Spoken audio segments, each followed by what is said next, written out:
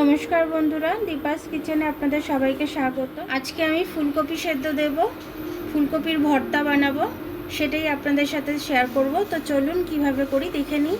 দেখুন, এটা গোটা আমি ফুলকপি নিয়ে নিয়েছি, পেছনটা কেটে নিয়েছি, এটা সেদ্ধ দিয়ে দিলাম। আমি একটু হলুদ দিয়ে দেবো এর মধ্যে। আমি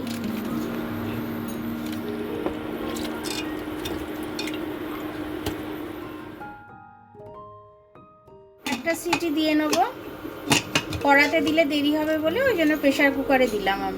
আমি যে সর্ষের তেল ঢেলে দিচ্ছি, ভর্তাটা করবো বলে। শুকনো লঙ্কা ভেজে নেবো, শুকনো লঙ্কাটা দিয়ে দিলাম।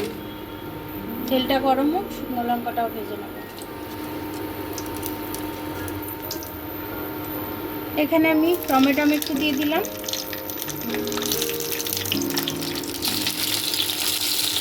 এটাও একটু সেদ্ধ হয়ে যাবে। লঙ্কা ভাজাটা তুলে নিচ্ছি আমি, লঙ্কাটা ভাজা হয়ে গেছে।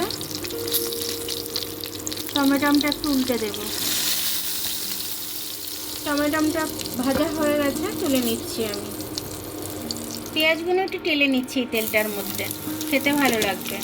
এটার মধ্যে পেঁয়াজের মধ্যে দেখুন কাঁচা লঙ্কাও আমি দিয়েছি কটা।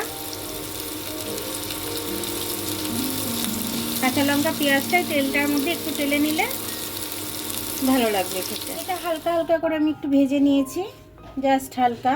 এবার আমি এটাকে দিয়ে দেবো এর মধ্যে। এবার এটাকে আমি মেখে নেব। প্রথমে লঙ্কাগুলো একটু চটকে নিই,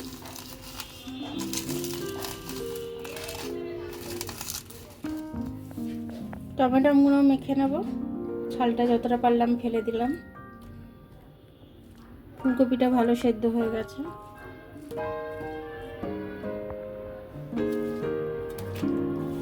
সব কিছু একসাথে মেখে নেব আমি।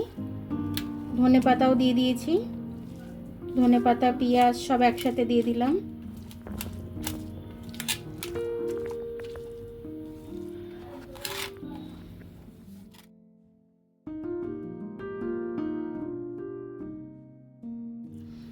দেখুন, এটা মাখাটা আমার খুব সুন্দরভাবে হলো, খেতেও খুব সুন্দর হয়েছে।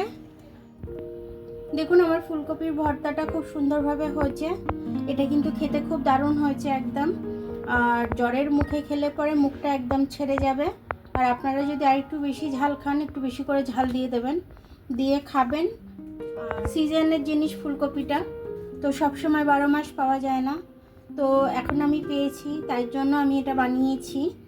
তো এই সময় আপনারাও বানিয়ে খাবেন, অনেক ফুলকপি বাজারে পাওয়া যাচ্ছে।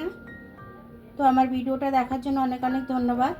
আমার ভিডিওটা যদি আপনার পছন্দ হয়, লাইক, সাবস্ক্রাইব, বেল আইকনটা একটু টিপে দেবেন। আর যদি ফেসবুক থেকে দেখেন, লাইক আর ফলোটা একটু করে দেবেন। আবার কাল দেখা হবে নতুন রেসিপির সাথে। ততক্ষণ আপনারা ভালো থাকবেন, আমি আসছি।